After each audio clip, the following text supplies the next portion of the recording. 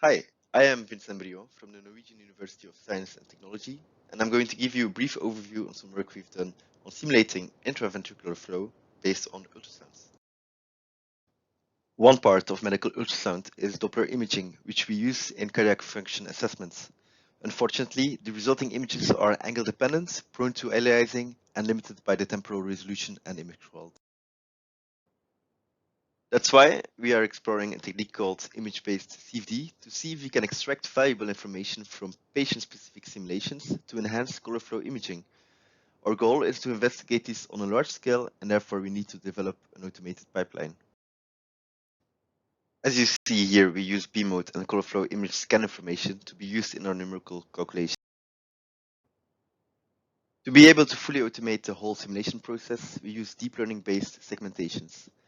Deep learning also allows us to make the technique patient-specific by segmenting the chamber but also the heart valves, which was often left out in previous studies due to their complex and labor-intensive annotation process. We also use this geometry information to locate and extract the velocity information at the inlet. Then we do this for the whole cycle and use this boundary and domain information as an input for our simulation. We do this dynamically and have a result like this. We then transform this to color flow images. What you see here is the result of a numerical simulation of the diastolic part of the heart cycle generated by our developed pipeline. Looking more closely, we see a vector field which shows fairly realistic behavior, mainly in early diastole. As you see in the third image, vortices start to form behind the valve and develops further as the valve closes. As more blood is pushed during late diastole, we see a vortex that has already penetrated towards the apex. Vortices are, however, of 3D nature and behave differently when you restrict them to a 2D domain.